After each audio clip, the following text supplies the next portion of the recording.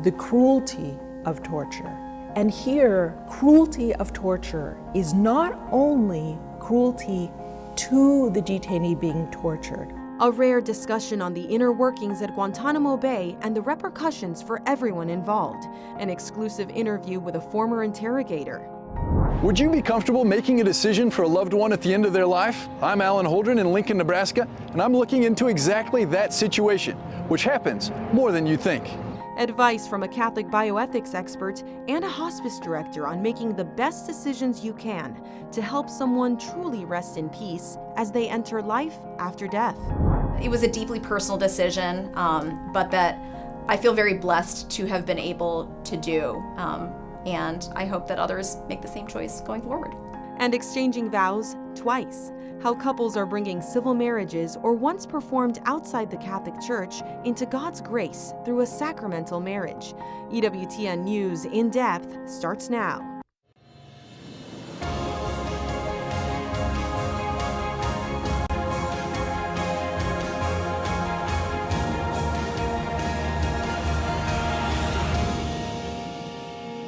I just felt there's something wrong with this. Face to face with alleged terrorists, a former interrogator at Guantanamo Bay talks about the formation of her conscience in intense circumstances. Welcome to EWTN News In Depth. I'm Montse Alvarado. Guantanamo Bay Naval Station, also known as Gitmo, has a murky history. Much of it is shrouded in secrecy. The 45 square miles of land on the southeastern part of Cuba has been leased by the United States since 1903. During the Haitian refugee crisis of the early 90s, it came under scrutiny for the treatment of refugees. Over the last 2 decades, the site has become a focus of humanitarian groups calling for its closure. In the wake of the September 11th attacks, the U.S. government opened a detention camp on Guantanamo Bay to hold suspected terrorists, including those believed to be the 9/11 masterminds. The goal? To gather intelligence on terrorist organizations in hopes of foiling any future attacks and saving American lives. Since 2002, more than 750 different detainees have been held at Guantanamo Bay at one time or another, but many were never officially charged or convicted of a crime. The base has been at the center of worldwide controversy over allegations that detainees have been mistreated, including allegations of torture, and it has become a political football for presidential administrations. They're cold-blooded killers. I'm absolutely committed to closing the detention facility at Guantanamo. To keep open the detention facilities in Guantanamo Bay. While most of the detainees have been transferred to other prisons or released from the detention camp, today 30 remain. The U.S. government is holding military trials and pursuing the death penalty for a number of them. Over the years, the world has heard the stories from detainees on alleged torture at Guantanamo Bay. Some have written books. But what is it like on the other side of an interrogation? Jennifer Bryson formerly worked at U.S. embassies in Yemen and Egypt. She holds a Ph.D. in Islamic Studies from Yale University. And between 2004 and 2006, she served as chief interrogator with the U.S. Department of Defense at Guantanamo Bay, dealing primarily with high-level al-Qaeda detainees from Saudi Arabia. Now, in an exclusive interview with EWTN's Colin Flynn, she shares the impact some of the interrogation techniques she witnessed had on her conscience. Would you do the interrogations as well, face-to-face with some of these men? What were they like when you were with them in person? They were guys. They were human beings. Did they respect you as a woman? Yes. However, this also depended on how I conducted myself. I would go into an interrogation, for example, aware that modesty is valued, respect is valued. Women who are family relations are highly valued and respected. So, for example, I made a point of always dressing well. My shirts were always ironed. This was important. The Saudis in particular, Guantanamo, were very sophisticated. Quite a few of them were well educated. And also they thought very highly of themselves. Many of them were leaders. Some had been low-level detainees who'd been training at the camps.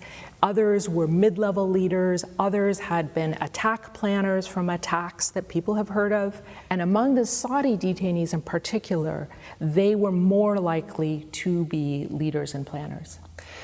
Did you find it difficult to sit across from some of the men knowing what they had orchestrated in the past, were planning to orchestrate in the future, what they wanted in their hearts and their mind, ultimately to see your demise and your country's demise sitting across from you? One of the important parts of the interrogation training for the interrogator was to leave yourself outside of the room. It's difficult to do, and so to give you an example of that. You can't let your emotions lead. Right, because the interrogator needs to be in control of the conversation. And the detainees were very smart, as I mentioned. They knew how to push the interrogator's buttons. And many of them would be looking for opportunities to provoke the interrogator, to get the interrogator off balance. And so if a detainee would want to tell me how great he thought the attacks of 9/11 were, and one detainee I knew was friends with one of the attackers and was very proud of the work that his friend had done. And they would boast about this. Yes, oh yes. My job is to listen and try to understand. Another one of your roles, or was this the main part of your position there at Guantanamo, was to oversee some of the other interrogators and sign off on their interrogation techniques. So they would come to you with a plan and say, this is how we want to interrogate this detainee, and you would look at it and either block it or permit it. A key role of the team chief in the U.S. interrogation system is that for 100% of the interrogations, the interrogator must have a plan, and it's a written plan for that individual interrogation. And the supervisor must sign off on that plan. So when did you start to become uneasy with what was being put in front of you? Already right away, there were 2 interrogators who sent me requests to conduct interrogations using methods that had nothing in any way, shape, or form to do with our training. And this is when I began to feel uneasy and really have to realize I'm going to have to make a decision here. What were those methods that they wanted to use? There were some interrogators down there who would bring detainees into a darkened room with strobe lights and really harsh music that I would describe as headbanger music. You started to see things and you thought, in my good conscience, I cannot stand over this. I just felt there's something wrong with this. Not only that it's not in the list of approved methods, but something in my gut just felt like there's just something wrong with this. Do you ever think that there are exceptional circumstances, and I mean exceptional, where the boundaries and the limits of what is acceptable in intelligence gathering can really be pushed and stretched in order to gather information? The limits that the U.S. has on intelligence gathering, and here I'll speak specifically about the U.S. military because that was my experience, are actually incredibly helpful. Because if you're going to say, well, sometimes there might be cases where we ignore the limits, well then how on earth do you define which situations those are? How do you define who's going to make that decision? In addition, I would like to suggest 2 ways of looking at problems with torture. One is it's ineffective, and I can get back to that. The second is the cruelty of torture. And here, that cruelty of torture is not only cruelty to the detainee being tortured. I think there's 3 groups of humans that we have to consider in this situation. First, the detainee, because that person is in a very vulnerable situation and doesn't have power. So you have to consider that that is a human being first. But second, the interrogator is a human being. Who thinks about the interrogator? We also need to think about the interrogator. What are you asking the interrogator to do that that interrogator has to live with for the rest of their life? And that interrogator will go before God at his or her death. And so you've also got to consider the interrogator. And the third group I mentioned is we need to consider the human beings who can be protected by excellence in intelligence gathering. When you mentioned the first group to protect the detainee, the vulnerable detainee who was there, but again, back to those exceptional circumstances, when you look at like the person that you were interrogating who was boasting about having a friend who was involved in flying those planes into the Twin Towers or into the Pentagon or the one that crashed in Pennsylvania, and you look at that one day when 3,000 people were murdered, why, many people would wonder, why should we show them compassion or mercy? So, as I mentioned, the compassion that's being shown is being shown to multiple groups of human beings at once. Also, precisely in an extraordinary situation, what's often called a ticking bomb scenario.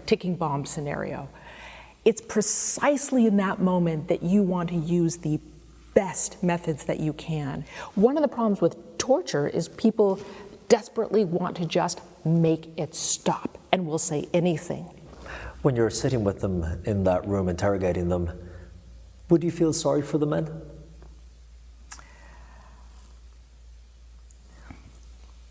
I needed to understand where the detainee was at on any given day.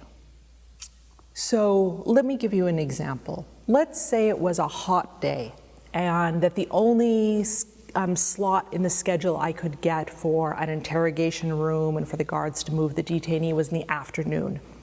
So I could be aware the detainee coming in that day might be hot and tired. Is being aware that he might be uncomfortable is not necessarily the same thing as feeling sorry for him. In a way that might make me want to start saying, gosh, maybe the detainee is the one who's right and I'm wrong. But I mean, and we don't have enough time to talk about this, we would need days, but when you looked at the person in front of you, the man, and did you feel sorry for them in a way? How did their life get to this point where they have so much hate in them and they want death, they want to see others suffer, they believe it's for a greater cause in their mind? But did you look at them and think, how did you get like this in life? Well, of course, we were very, very interested to know their backgrounds, and that was one of the fascinating part of the jobs, was getting to know their life stories. Every human life has difficulties, but also these are adults who had made decisions and choices. And they're driven primarily by their faith, by their interpretation of Islam. An ideological lens in how they understood their religion. How did your own Catholic faith develop during your time at Guantanamo Bay? I know there's a chaplain on site, but did you go to the chaplain for spiritual guidance and for strength? Was your faith challenged? When you saw men of another faith and what faith had driven them to do, and you just said religion was so much in the air in those Saudi interrogations. So how was your own faith challenged and changed? I didn't know anything about conscience formation when I went to Guantanamo, and I'd been a Catholic at that point for almost 13 years. I mean, I'd heard of it and I had some idea, but it sounds like a topic that's a course that priests take in seminary that's going to have lots of academic information about do this, don't do that. What I realized in Guantanamo is, first of all, that formation really needs to happen before the difficult challenges come. And because we can't predict when those come, the time for conscience formation is right now. Because in a good conscience is able to listen to and respond to trying to do God's will. This is a question that probably most people watching couldn't even fathom. But as Christians, we are meant to believe in forgiveness ultimately, aren't we? And I know at the moment there's a military commission on in Guantanamo Bay. The US government is seeking the death penalty for many of the detainees. Do you think they should get the death penalty? What do you think should happen to them? The ones who are found guilty, for example, of helping to orchestrate something like the attacks on September the 11th? I think that in cases the death penalty is one of the punishments that is sometimes used, and death penalty, for example, But back to your conscience, you with having the well-formed conscience in alignment with God, what would God want, what would Jesus want? Is it the course of action that should be taken against some of the detainees there? I think those are very, very, very difficult decisions to be made. I'm definitely not in a situation where I would say they were involved in 9/11, death penalty. But God also loves justice. And that's where, as human beings and trying to figure out how to order society, we're trying to consider all of those at the same time. And God would want justice and mercy for the family members of the victims, for everybody. And it helped me understand, for example, why we are called to pray for our enemies. Our enemies are part of being human along with us. Jennifer Bryson, it's been a pleasure talking to you. Thank you so much. Thank you so much. An extended version of Column's interview with Jennifer Bryson is available online on the EWTN YouTube page. War, interrogations, the search for justice are all difficult topics. We're joined now by Professor of Politics at Catholic University of America, John White, to talk about the controversial topic of Guantanamo Bay. Thank you so much for joining us, Professor White. Can you give us a brief overview of the way that Guantanamo has been treated by different administrations? And is there anything like this in the world for a free nation? Thank you. Pleasure to be with you. Guantanamo has been treated quite differently by Democratic and Republican administrations. As we know, it was set up during the George W. Bush administration. Barack Obama promised to close Guantanamo, but Donald Trump reversed that promise and said that he would do everything he could and did to keep it open. Joe Biden has also promised to reduce and eventually close Guantanamo, and we've seen during the Obama and Biden administrations a reduction in the number of detainees at Guantanamo Bay. Guantanamo has not only vexed presidents, it's vexed the Congress, particularly as Congress has tried to intervene to impose some restraints on interrogations and so forth at Guantanamo. So it remains a problem for different administrations. We just watched a very emotional interview with a former interrogator who talked about the limits and the way that Congress and also just in general policy devises limits on what is actually available for interrogators. And as a matter of national security, then, what are those limits? How do you draw those lines on interrogation and moving from interrogation to pressure, coercion, and abuse when you're trying to extract information that could save lives? Well, this has been a huge problem, and it's a problem, as I said, that has vexed the Congress. Back in 2005, Congress passed the Detainee Treatment Act. It was led by John McCain, of course, who had been a prisoner of war during the Vietnam War and been badly abused by the North Vietnamese. And what the legislation tried to do was to basically ban certain types of treatment. McCain particularly had in mind waterboarding, which had become a political issue. A problem with that legislation was that it really didn't define what constituted abuse very well. President George W. Bush signed that legislation because he knew that given the overwhelming votes for it in the Congress, that any veto would be easily overridden. But what he did do was issue a signing statement that tried to define what constituted torture and what didn't, that basically gave wide berth to the interrogators. So Congress has not been particularly effective in trying to limit these actions or interrogations by detainees to draw certain boundaries. And there's been, I think, increased emphasis, or at least a realization that perhaps the uses of torture don't necessarily lead to results or information that is actually accurate. In other words, the detainee may say anything simply to have the abusive treatment stop. Out of desperation. We talk about trying to set those limits, and those limits many times come from the influence of morality. Many countries around the world still perceive the United States as a Christian nation, or they expect that from diplomats and from what we share. Does the Guantanamo narrative influence our global reputation and the values that we export?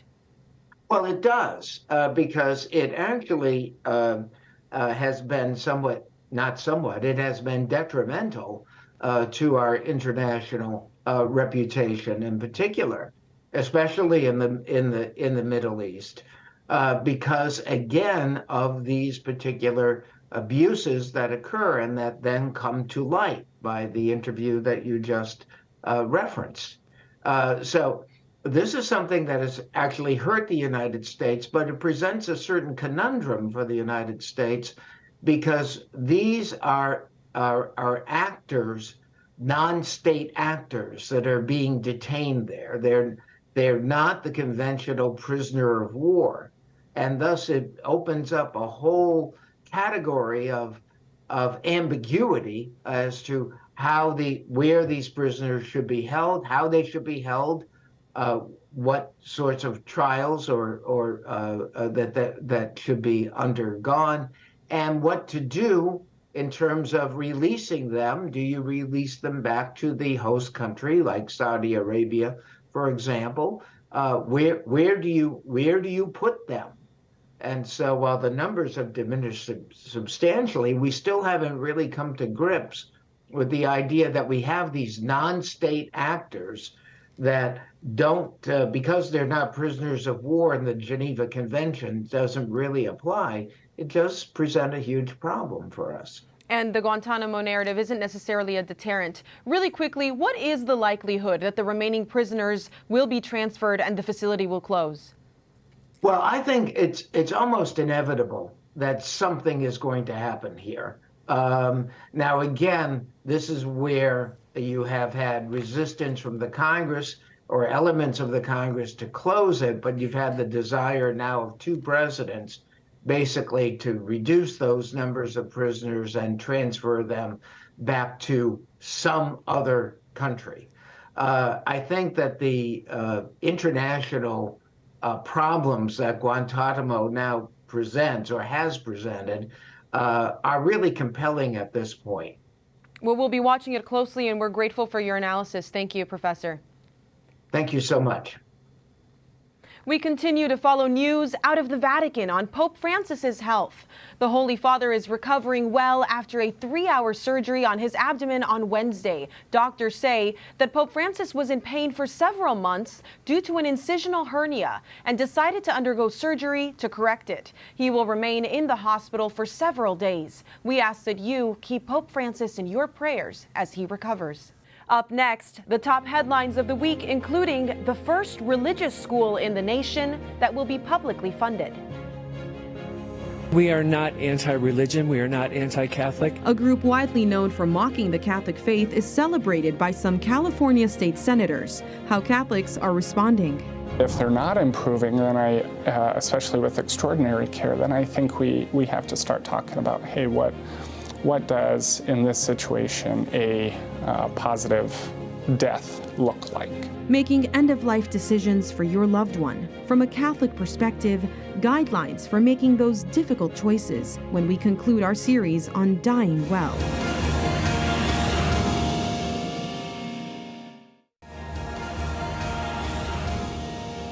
What is being called an ecological and human catastrophe tops the Week in Review. The destruction of a major dam and hydroelectric power plant in southern Ukraine is causing massive flooding near the war's front lines. Kyiv and Moscow are blaming each other for the disaster that has led to the evacuation of tens of thousands of people. Ukraine accuses Russian forces of blowing up the dam and power station. Russia blames Ukrainian bombardment in the contested area where a river separates the two armies. Water is gushing from the massive reservoir, destroying homes, businesses, and crops. Water supply has been disrupted in many areas, and concerns are being raised about possible contamination from industrial chemicals leaking from the hydropower plant. Ukraine's prime minister is urging the United Nations, the Red Cross, and other world organizations to help the flood victims. Texas becomes the largest state to ban sex change prescriptions and procedures for children. It joins at least 17 other states with similar laws, including those highlighted on this map, like Alabama, Arizona, Florida, and Utah. Governor Greg Abbott signed legislation late last Friday prohibiting physicians and healthcare providers from performing surgeries, prescribing puberty blockers or hormones for the purpose of a gender transition in minors. Medical practitioners who violate the law can have their medical licenses revoked. The law takes effect September 1st.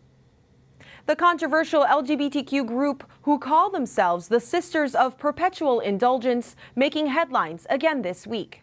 On Monday, the California Legislative LGBTQ Caucus honored one of the most prominent members of the transgender group for service to the community.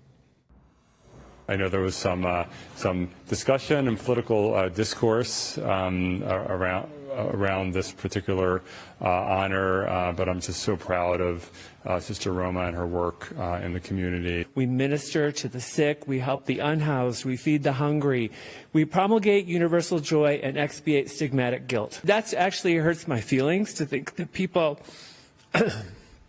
think that I hate them or that I'm mocking them, especially something that they hold so dear to their heart.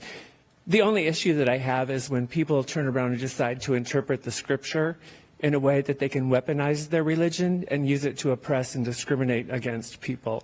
The group is known for blatantly offensive and obscene depictions of Jesus, Mary, and the Catholic sacraments. In response, the California Senate Republican caucus sent a letter to the Senate President pro tempore asking the invitation be retracted. We spoke with the state lawmaker who spearheaded that letter, Senator Brian Jones.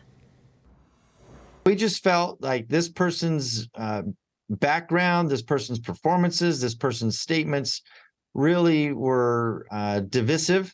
They were certainly denigrating the Catholic and other Christian faiths, and we thought it was inappropriate for them to be recognized on the Senate floor.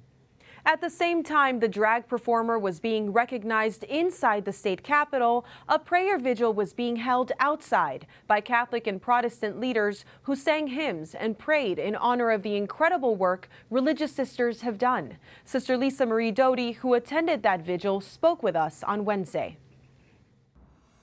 It was such a beautiful witness of unity, seeing not only Catholics there, but also from other denominations, wanting to support our common values of having a respect for religions, for all religious people, to be able to worship freely and to not have their faith placed out in the public for display in a mockery. It really hurt to see this honor going to a group, which is really a group that is downplaying and actually hurting the Catholic Church and mocking it.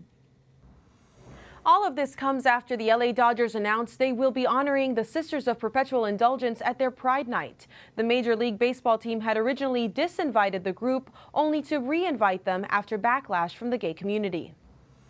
In turn, Catholic bishops, Catholic Major League Baseball players, and others have stood up in defense of the faith, including Washington Nationals pitcher Trevor Williams, whose tweet garnered more than 19 million views. EWTN News In Depth sat down for an exclusive interview with Williams. What we hold most deeply and what are our core convictions, they're blatantly mocking it.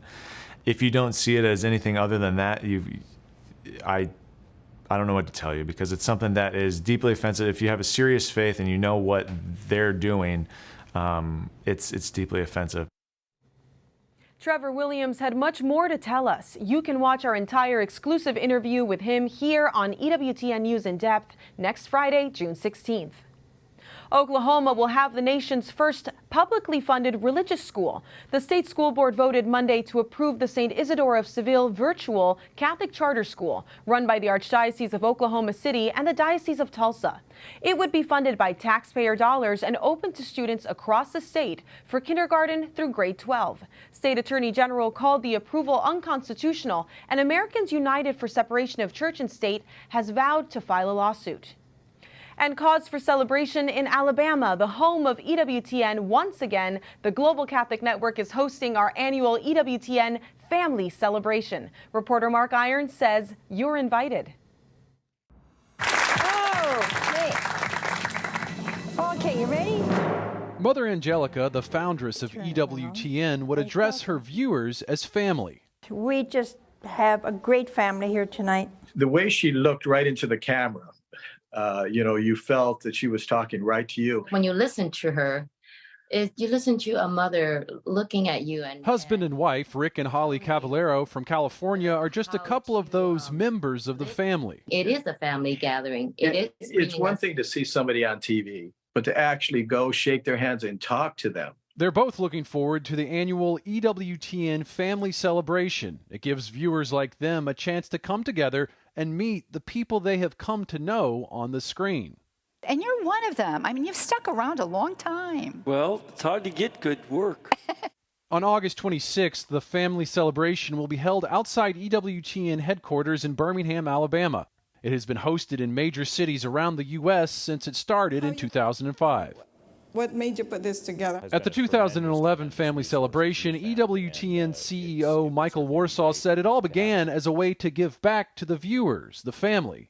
We needed to go and hold these family celebrations and go and meet our family and be with our family and, in a sense, sort of have that family reunion. They show up and they have a great time. It's a free event. Marianne Plastino-Charles helps coordinate setup and logistics for the family celebration. A creative director with EWTN, she has been involved since the inaugural celebration. Over the years, she says attendees have come from all around the country and beyond. People come from Ireland and England and Italy and everywhere, Scotland.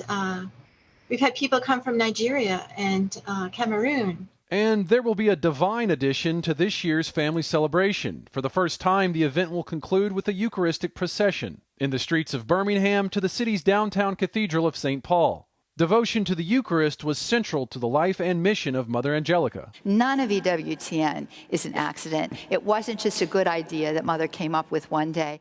And for many, what Mother Angelica founded is much more than a TV network. It's a lifeline for them. It's a connection to their faith, a learning tool for them. And that's what Mother originally set the network up as, was a teaching tool. Plastino-Charles hears a common refrain among the attendees at the annual family celebration. They say thank you. We appreciate you helping us learn the faith. We appreciate you defending the faith. We appreciate you bringing us all together so that we can be a family. By having this family gathered, we get to meet everyone. The feeling is mutual. For our staff, for our on-air hosts, having this opportunity to interact with our family means a great deal to us. Mark Irons, EWTN News In Depth. If you would like to find out more about the EWTN Family Celebration or even attend in person yourself, we invite you to get all the details at EWTN.com/family celebration. And remember, there's lots more to see from EWTN News In Depth. We invite you to follow us on Facebook, Twitter, Instagram, and YouTube. Don't just show up for a blessing. Prepare to receive a sacrament, receive the sacrament, and live out that grace. Receiving God's blessing on your marriage. How couples can strengthen their unions through the process of convalidation. We explain up next.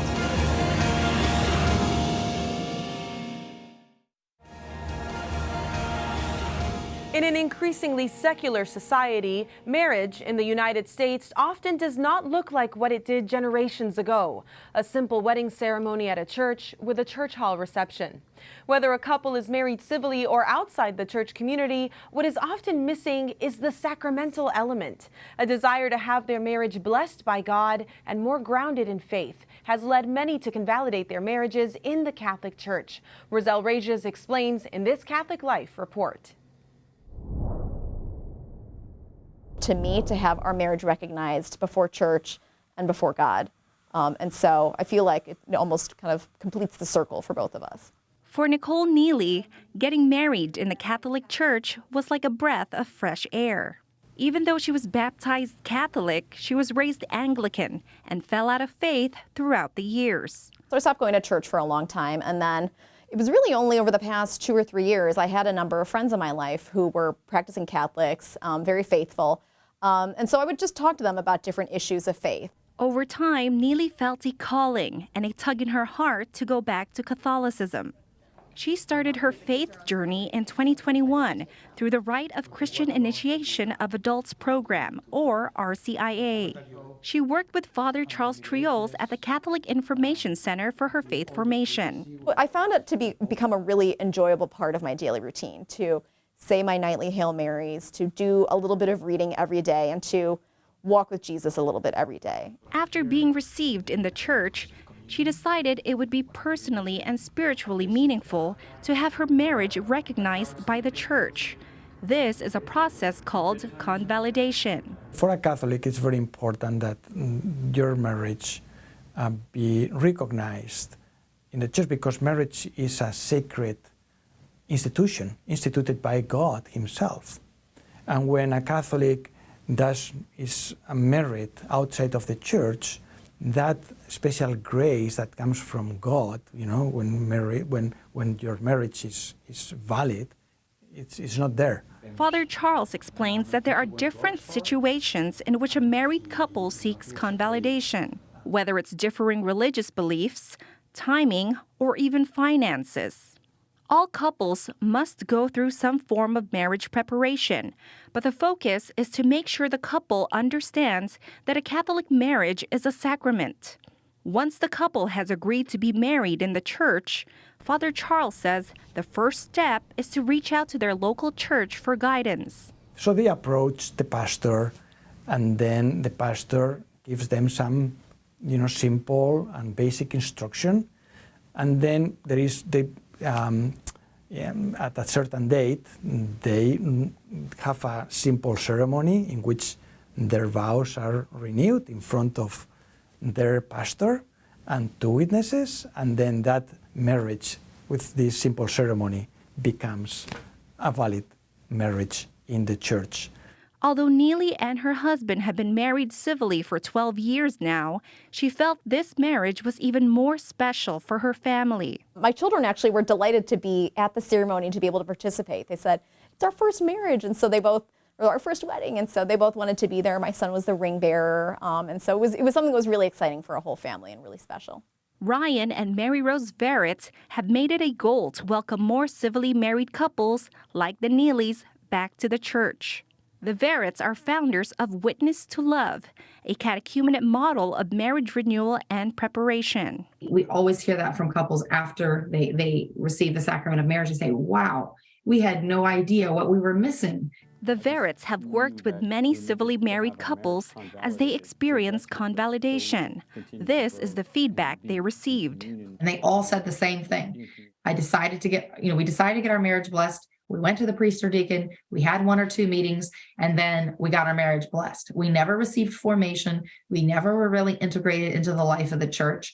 There was so much we didn't know we needed. That's when the Verretts decided to develop a new program, the Civil Marriage Initiative. This entire time, they are going to church with the mentor couple, getting more involved, volunteering at the parish, adoration. We have a scavenger hunt of things that they have to do, that they get to do as a part of this process. But it's all focused on renewing their relationship, preparing them to receive a sacrament, and integrating them into the life of the church. Verrett elaborated that couples in civil unions sometimes feel alienated from the fullness of Catholic life. they believe there's no more important and urgent evangelization need than inviting these couples to receive formation for sacramental marriage. What they're seeking is that theological component where faith, hope, and charity really perfect the path to take this couple into a deeper union with Christ sacramentally. Father Charles agrees, saying that it is a wonderful thing when couples seek to be married in the church. It is a sign that God is present in their lives and in turn helps their children in building their faith. Don't worry, just come back. And again, the pastor will be so happy to walk with you through this process. We love every Catholic that comes back, so they shouldn't be afraid or scared or anything. It's a beautiful thing to do.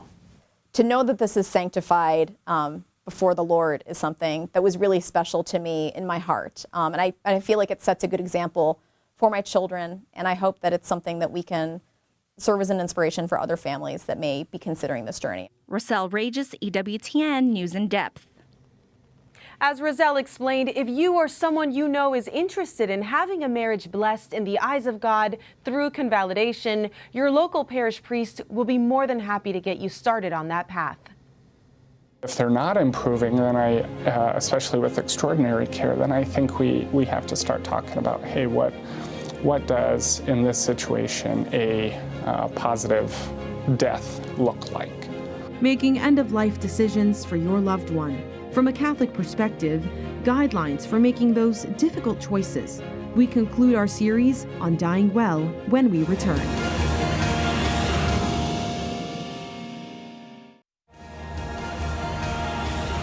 Some of our most difficult healthcare decisions on earth have to do with how we leave this earth. Today, we conclude our series on death and dying with advice from a Catholic perspective on how to meet the moment when we're faced with making tough choices for a loved one. Here's reporter Alan Holdren. When a loved one dies, some people lose peace as they ask themselves if they did things right, and their consciences are assailed by questions. It's so frequent, in fact, that the National Catholic Bioethics Center has a 24-hour helpline people can call to walk through the decisions. I think the most frequent questions are, did we do enough? Frequently, hospitals and healthcare professionals are providing a huge number of options. And they're saying, we could do this and we could do that. And sometimes it's rather confusing for people. And they wonder, if they're making the right choices. And of course, what the church says is that they should be doing everything that is ordinary, but when it comes to extraordinary means, they do have the right to choose what to do or what not to do. And that's a difficult discernment. And so I think a lot of people sometimes feel like, did we do enough for our loved one that was sick, or did we do too much in some circumstances? But there is a little bit of that questioning that happens is, are we being faithful? Did we do the right thing? It's difficult if you don't have a medical background, if you don't have a background in medical ethics. How often do you get phone calls from people wondering if they did do things right? So I would say that about a third of the calls that come into us at the National Catholic Bioethics Center for our free consult line are end-of-life questions. And I would say the most frequent question is, are we doing the right thing? Are we being faithful to Catholic teaching here? And sometimes a lot of those questions revolve around nutrition and hydration. Should we insert a feeding tube? Should we insert an IV line? A lot of those questions come up, but also, questions about whether they should be kept on a ventilator, whether they should be going for palliative care at the end of life, or whether they should be continuing aggressive treatment. So those are kind of the most frequent questions. And if someone has done something that is morally wrong, what should they do? The church is wonderful in that, you can always go to confession and, admit any wrong that you have done and repair that spiritually. Then, of course, you have also a duty to repair that as much as you can, physically in the world. So if a bad decision has been taken, and it is possible to reverse that bad decision, of course they should. However, frequently what's happened is, the patient has already died. There's nothing they can do to repair it in a concrete way, but spiritually they can repent and, of course, be brought back to full reconciliation with the church. While Dr. Meany tackles these so-called bioethical issues from 40,000 feet, those life and death decisions he's referring to are made every day in facilities like this one, St. Elizabeth's Hospital in Lincoln, Nebraska. Dr. Douglas Bauer is CHI Health's hospice director here. Developing trust and open communication with individuals in hospice care and their families is key, he says. If you say you are dying or this will lead to your death, then I think that lets them know where they're at so they can seek the guidance that they need both spiritually and physically. But strokes, heart attacks, infections, and cancers can arise unexpectedly. That's when he helps families to make decisions for their loved ones. If I don't think that they're going to make it, then I certainly start to advise on what might be comfortable, what might cause pain. Certain procedures might cause undue harm. And so I want to make sure that they're aware that the decisions that they make may have unintended consequences. Start thinking about quality of life, not just quantity at that point. In the last week of life, 90% of people require medication to alleviate pain or address other symptoms. It's a delicate balance. There's a will to reduce pain and suffering, but also a need to remain conscious and aware of surroundings. Father David Borek spends those last moments praying with the dying and their families. He serves as a chaplain for 8 healthcare centers in the Diocese of Lincoln, Nebraska. I've seen situations or been involved where I've talked to family members and such in which they don't really believe that their mother or father or someone else they're caring for really needs hospice that early and such. Because of course it brings up the whole understanding that we're approaching death and the end of life of this particular person, and it involves their own disposition toward acceptance of that. It can be a difficult time, says Father Borek, but he sees the deep peace that faith gives in those moments for everyone. I remember talking to a woman whose daughter was dying from cancer, and I went to see her very frequently. And the daughter was a little resistant at the beginning. And I don't think she liked me, but that was okay. The same woman wrote me many months later, or I guess it was a couple of years later, that her husband died from cancer, but he didn't have any faith. And she said it was such a struggle and just anguishing to be there and such. She said, my daughter died with immense peace, but she said my husband didn't have faith, and therefore it was very anguishing.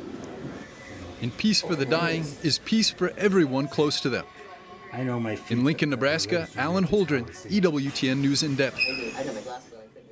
Father Stefan Starzinski is very familiar with the end-of-life decisions families need to make. He's been working as a chaplain at Inova Fairfax Hospital in the Diocese of Arlington, Virginia for 8 years. Thank you so much for joining us today. We just saw in Alan's piece that many families are calling the Bioethics Center in the last days and hours of a loved one's life. How soon should families have these discussions about the end of life? Actually, they should have the discussions. The person in the hospital should definitely have these discussions when they're conscious, when they're able to discuss it rationally, because what happens so often is you have a DNR wondering if the person wants to be resuscitated, and they're in the hospital bed and they've never had this conversation. So the hospital wants to do what the patient wants as the first line, and that's certainly something that should be clearly said when they're conscious. Now, Father Stefan, it should be before they come to the hospital. Absolutely. Father Stefan, you are on the ground. You are on the front lines of this. The hospital is caring for the medical needs of the patient, but you are caring for the whole person and the spiritual needs there. What are you seeing? Just this morning, I know that you were running off to care for someone and give them last rites. Well, to show you what the life of a chaplain is like, I sent out a little page on my Facebook. Pray that the pager doesn't go off from 8:45 to 9:15. And I was getting ready for the interview, but then it literally 5 minutes before going on, I get a page that a person needed last rites. And that's the whole purpose. Giving last rites is more important than being on TV and doing all this, because what's the value of a soul? And I went there and I put a scapular on the man. I did the last rites, apostolic blessing, litany of saints, and chaplet of divine mercy. And beautifully enough, the family had never even heard of the chaplet of divine mercy. And I recited the line, if you pray the chaplet in the presence of those who are dying, I'll come not as the just judge, but as the merciful Savior. So the first chaplet they ever heard might be the first chaplet of the chaplet that accompanies this man into eternal glory. That's beautiful. And you started a ministry that specifically teaches the value of redemptive suffering. What does that mean? Suffering has value. You know, Padre Pio said, prayer connected to suffering. Fulton Sheen said, the greatest tragedy is wasted suffering. The greatest tragedy is wasted suffering. So it's actually kind of a retelling of the story of St. Lawrence, where St. Lawrence was a martyr, and the Emperor Diocletian, I believe, said, bring all the valuables of the church. And he brought the sick and the suffering into the church. And that's why St. Lawrence was killed. But the sick, our suffering has value.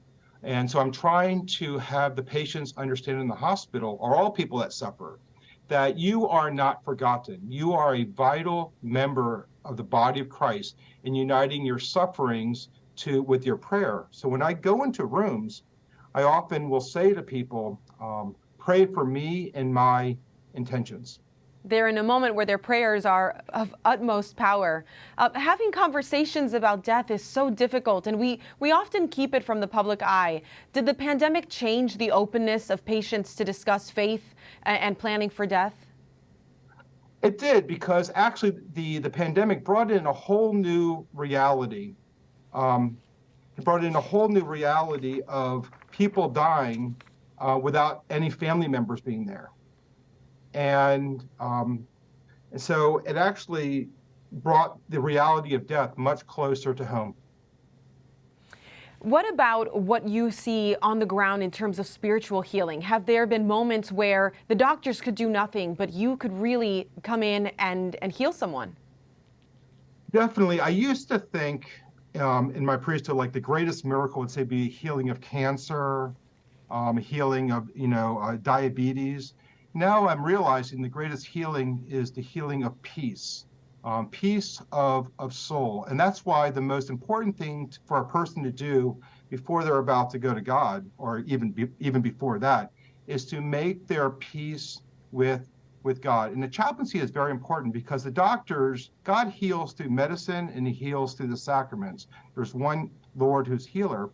And so often when the doctors have done everything they possibly can, and they stand back and they see the necessity of the family praying, they see the necessity of the sacraments, and the family surrenders their loved one to God.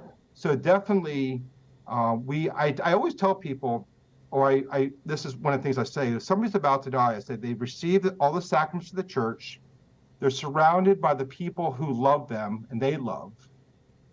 Be at peace and let them go to God. It's beautiful. Well, we hope that we all can find that peace, and we're grateful for your ministry, Father. Thank you so much. Thank you. If you have questions on how to best handle a life and death issue from a Catholic perspective, the National Catholic Bioethics Center has resources to help you at www.ncbccenter.org. Up next, we bring you to Austria with a tour of one of the oldest continuously operating monasteries in the world.